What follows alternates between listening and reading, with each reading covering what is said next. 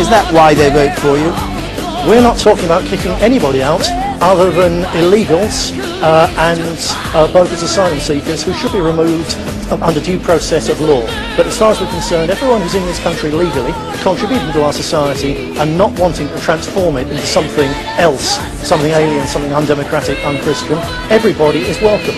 And as a matter of fact, we've had quite a few particular Sikhs in places like Bradford. They vote for us because they understand that this country has a serious problem with radical and aggressive Islam spreading amongst young Muslims, and they see we're the only people who dare to talk about it. So if that's your view, why don't you let those people join your party? I mean, you take their vote. Why can't they join your party? Why are you a whites-only party? Okay, well, there's a couple of reasons for that, and I hope you'll let me finish. First of all is that at present, if an employer tries to sack someone because they're in the British National Party, we can use the Race Relations Act to defend ourselves. So when employers and local councils and government stop trying to persecute our people for their political beliefs, then we can look afresh at our membership policy. The second key factor is at the moment, we're living in an enforced multiracial society where successive governments, Tory and Labour, use vast amounts of taxpayers' money to put non-whites at the head of all sorts of queues. Those different ethnic groups have all sorts of groups standing up for their interests. You can't even register an English charity, it's illegal.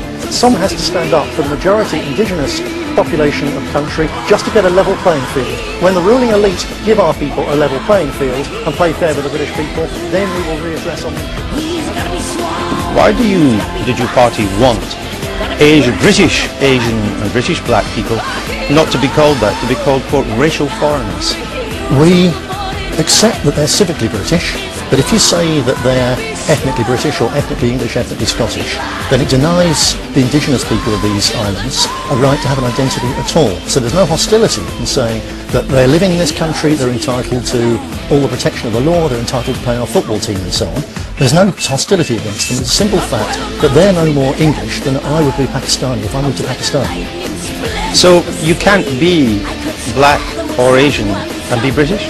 You can be black and Asian, and if you've been born here, lived here, work here, pay taxes and accept our way of doing things, you can be civically British, of course. You cannot be ethnically British because that's a matter of being English, Scots, Irish or Welsh. You know, when the Mayflower went to America, over time they all became Americans.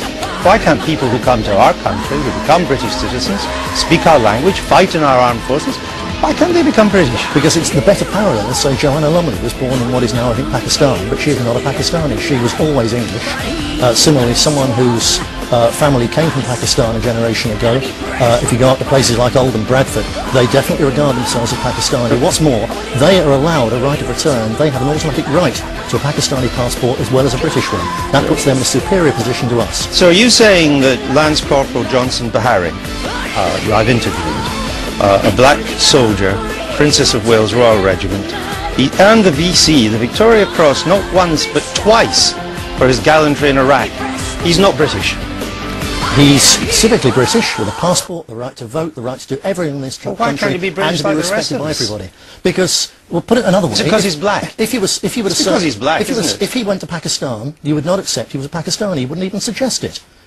But over time he could become a Pakistani, just as the British over time became Americans. I mean, it's because an Australian coming to Britain, a white Australian, can they become British over time? Oh, during their lifetime, they'll be Australian. Yeah, but over time their family can become British. Assuming that they came from, that their stock, as most Australians is from this country, then in effect they revert to native, yes. So maybe in the BNP world over 1,000 years a black or a brown person can become British. Where you're talking about small numbers of individuals, people like Private Bahari and so on, the moment everyone accepts them, yes, of course, they're the same as us, there's no issue, but we're not talking about individuals, we're talking about a huge flood of mass immigration. Should the Gurkhas be allowed to come and live here? Yeah. I think certainly all those who've actually been injured or are sick, they should all be allowed to come over here and be treated. Their families should be allowed to be over here for as long as they're alive. And ones who fit in and get jobs and so on should stay, yes. And the Fijians and other black soldiers who fight for our country, should they be allowed to come to Britain if they want to? Again, it becomes a question of numbers. You see, 1 in 5 of homeless people in Britain are homeless ex-British servicemen. And if we were to allow hundreds of thousands more people to come into the most overcrowded country in Europe, then you're shutting our people over homes and jobs. So some should, but there has to be some limits. Okay, I had a lot more to ask you, Mr. Griffin, but we've run out of time. Thanks for being on the show.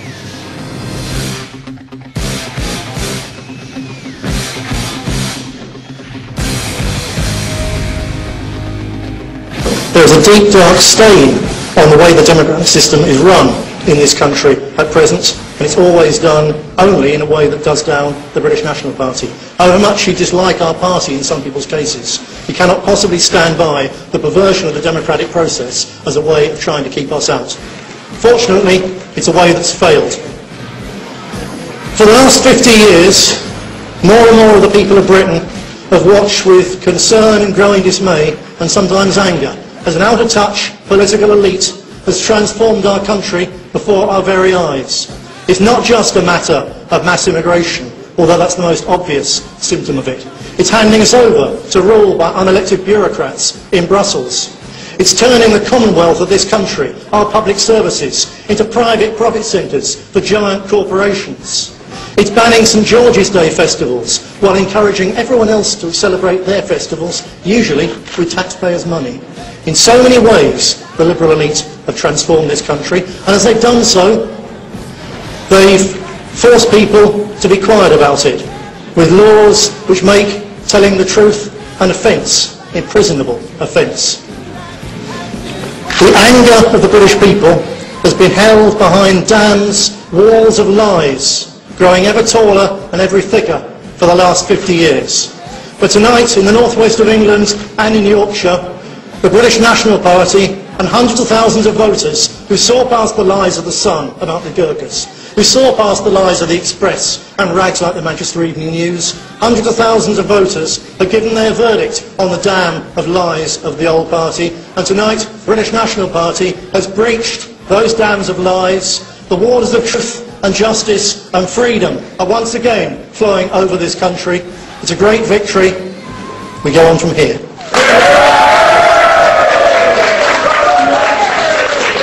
So that's the leader of the British National Party, Nick Griffin. You might ask, well, what will be the first thing I will do in Europe? What am I going to talk about? What do I want to talk about on the TV stations tomorrow night? I do not want to talk about mass immigration. Everybody knows the British people have had enough of it. Everyone knows where we stand. Everyone who's listened to me on the television knows we want to shut the doors, remove the illegals and the bogus asylum seekers, and everybody else who contributes to our society, who pays into our society, whether they're born here or if they come more recently. If they're here legally and they're contributing, we have no problem with them at all. There's nothing more to say. All of again the issue of Iraq, that war for oil and for the neocons and for all sorts of causes other than the interests of Britain and the British people, look at Iraq and they now say, should they have an inquiry? Should the inquiry be held in private or in public? Should there be an inquiry? No, there shouldn't be an inquiry into the Iraq war. There should be a war crimes trial.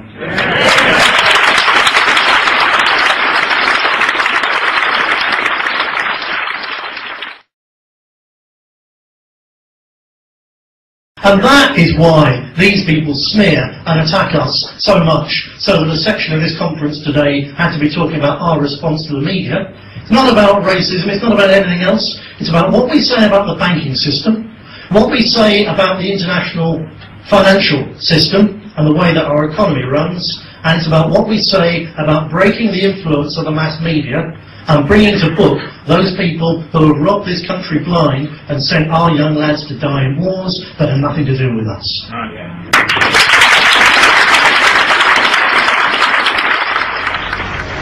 They think they can break the BNP, they think they can break the British people, they are in for a surprise.